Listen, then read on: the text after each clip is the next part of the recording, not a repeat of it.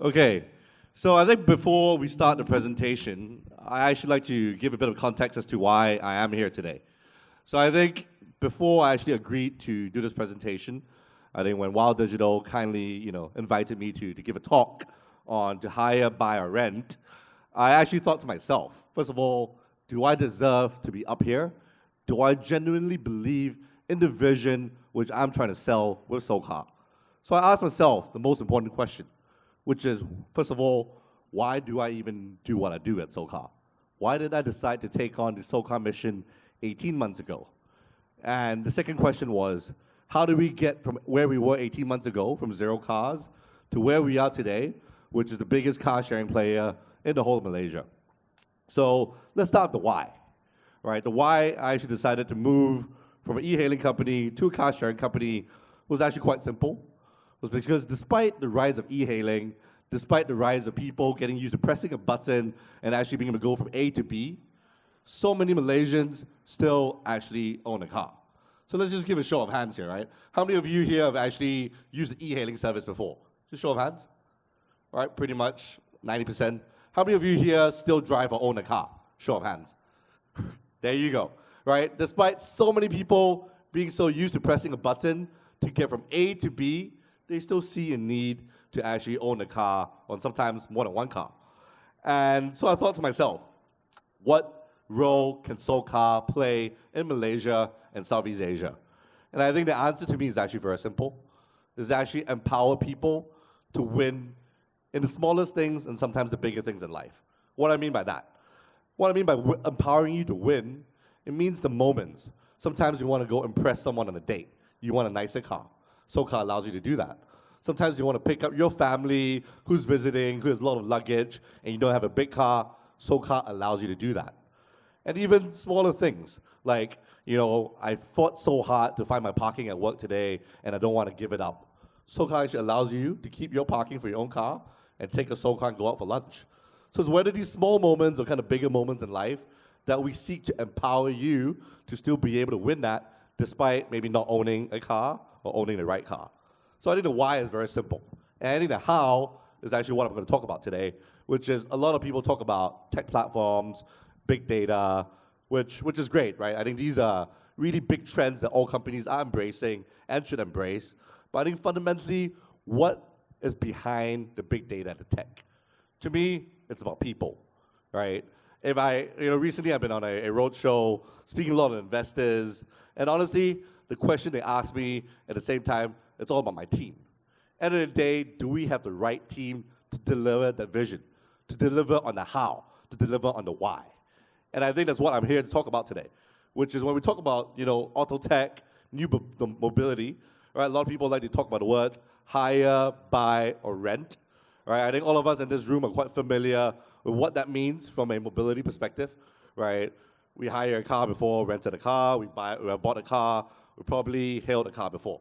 But what about when it comes to talent? Can we buy talent? Right? I would say sadly in this age where slavery no longer really exists, buying talent probably, to its truest form is no longer possible. Then how do we look at it, right? Do we hail talent? Do we embrace a future of work where everyone works on demand, works based on a contract basis? Or do we rent talent, time people based on a short-term, long-term contracts, and hope for some loyalty to the company? So that's what I'm here to talk about today. But maybe just as a start, for those of you who don't really know what SoCar does, we're basically a car rental company, but it's empowered by tech. And when you empower a car rental company with technology, with telematics, with big data, we start to be able to roll out new business models, such as allowing you to rent a car with all you need, with just your smartphone, from 30 minutes to 30 days. So you can read about all the differences, but the fundamental value proposition is very simple. We have the best locations, we have over 20 car models, and we have over 1,600 cars in Malaysia now. So if you don't want to drive, or you don't want to use your own car, we're always the second, third, or fourth car option for you, and you don't need a key. All you need is your smartphone. Right? So these are some of the stats that we managed to accomplish over the past 18 months. We've got a database of actually about over 350,000, 1,600 cars that we fully own and deploy, right? Over 800 locations where you can pick up the cars from, and we're in 3 cities. Well, technically 4 if you consider Selangor, but KL, Selangor, JB, Penang. And so Now I want to talk about winning at scale, right? How did I build an organization together with my team that allow us to become the second player to enter the market, but at the same time today, we're actually the number one by about 2-3 times. So the key here is, how do you build an organization that scales faster than others, that allows you to get valuation multiples that are vastly different? As I mentioned earlier, SoCar, to be honest, we're just a car rental company with an app. But how do we get from a valuation of, say, Avis, which is valued about 0.3 times revenue, to a company that's valued, equity value, at about 10 times sales multiple? That's about a 30x differential, right? To be honest, some part of it is a bubble. I'm not going to lie. But the fact that the likes of SoftBank, right, and similar investors are willing to feed the bubble means that there's probably some truth in that valuation, whereby if you can scale fast enough and become too big to fail, or too big for them to let you fail, you can actually get somewhere with the business model.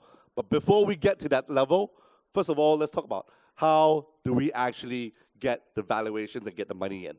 So when I speak to investors, they always ask me about 3 things, right? They like to ask, do DD questions on your technology, your tech stack. How scalable is it? Who's your CTO? Who's part of the team? Second question that they always ask me as well is capital efficiency, right? How do you get ROI from the investments that you invest in, right? And obviously the third thing is people. But I would say out of all these 3, people is actually at the very, very core of what businesses do. Because without the right people, you can't execute any projects that deliver the right capital efficiency, neither can you get the right tech. So I want to talk about how do we build winning organizations, right? With people, not organization beings. So let's take a step back, right? Previously you talked about buying, renting, or hailing, right? Interesting fact is if you look at the world of startups or high growth organizations, right? The typical tenure, okay, within startups, right, the median is actually about 2 years. That's actually quite a short period of time. So if you look at it from this perspective, right, typically if you look at the median, you can only rent talent for a maximum duration of 2 years, right? What does this mean in terms of planning your recruitment, your talent acquisition?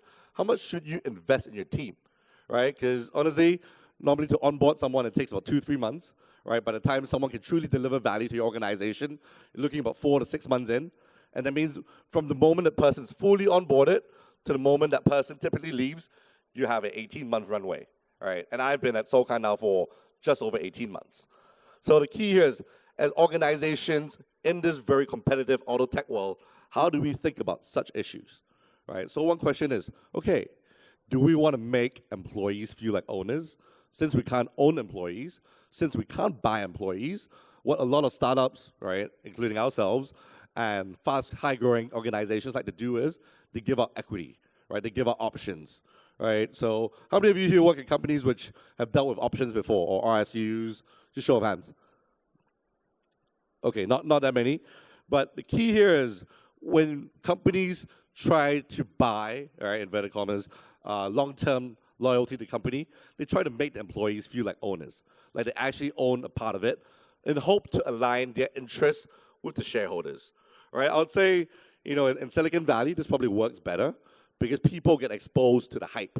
They get exposed to the hubris where they see, friends, families, right, actually profiting from, IPOs, from exits. So they actually buy into the value that, hey, if I stay with this company for 4 years, I fully invest all my equity, I can actually become a millionaire at the end of 4 years. Unfortunately, in Southeast Asia, we don't quite have that ecosystem yet, right? People don't make exits quite as frequently as much as what we're seeing in the US. I read an interesting stat, I think most of you have, that in San Francisco this year alone, there'll be 10,000 new millionaires, right? From the IPOs of Lyft, Pinterest, your Zooms, your Slacks, and Ubers, right? 10,000.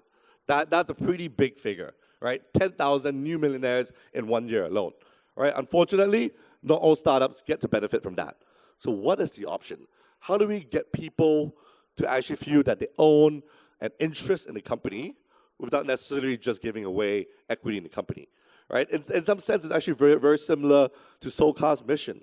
How do we get people to take care of these vehicles, rent them, enjoy the ride, own the experience, while at the same time telling them, hey, don't scratch the car, don't steal the stickers, don't abuse the petrol cards, because at the end of the day, these assets belong to us and they don't belong to you. So in some sense, we're actually facing a very, very similar dilemma here, where how do we convince our employees to actually treat our company the same way that we want our customers to treat our cars? And so, to take a step back, then the question here is, at some point, do you actually even need talent? Can you replace them with, automated machines, AI? And to be honest, like a lot of the algorithmic, automated tasks probably could be. But in terms of what we do today, in terms of where technology is, we're still very, very reliant on talent to actually be able to deliver the projects that we want them to deliver. So back to the important question. How do we win the talent game? Do we buy, do we hail, or do we rent talent? Right? And I think the answer for us at SoCar at least is actually building an experience similar to the way we offer our customers that allows them to own the experience. Right? What does this mean? Let's take a step back. Obviously, giving equity is great.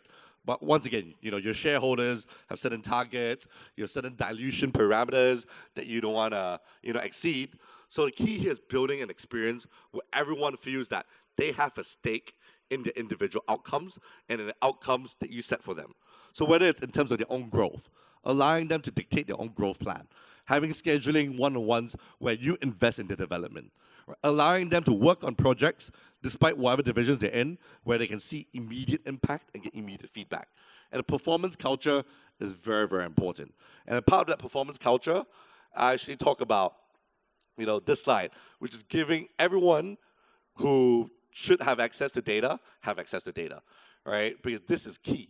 When everyone in the organization knows how you're performing, as a CEO, as a CFO, how we're performing in the metrics, everyone feels that, hey, they can hold you accountable, and at the same time, they know that you'll hold them accountable.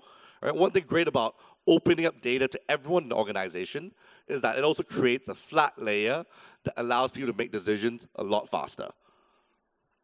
So I talked about talent opening data up to everyone. I think that's one key to allowing people to own the experience, is that give them access to data. But the second part is really allowing us to empower the HR team to see recruitment not just as a call center, right? Not just like an agency, a search agency that you pay, 3 months commission or bonus to get you top talent, but to really see it as a strategic function. And look, I talk a lot about empowerment, allowing people to own the experience, but I think, the key here is I'd like to, be able to walk the talk a little bit. So at SoCar, we didn't start out being lucky. We went through 2 head of talent acquisitions before we found the right one. And actually, I'd like to introduce Tim to come on stage to tell you a bit more about how SoCar approaches talent acquisition. Come on, Tim. Introduce yourself. Hey, thanks, Leon. Yeah, shipped from Denmark actually 12 months ago now to Malaysia. And as Leon mentioned, right, we have been driving a paradigm shift from recruitment to talent acquisition in the past 12 months. But let me ask you first, how does your organization view the processes and people that hire new people? As a cost driver or as a strategic function that really integrates into the entire organization? So this is what we've done. Going from the reactive, executional delivery approach from recruitment to actually being integrated, proactive, and strategic about hiring talent, right? We talked about this slide before. It starts with the people. But how?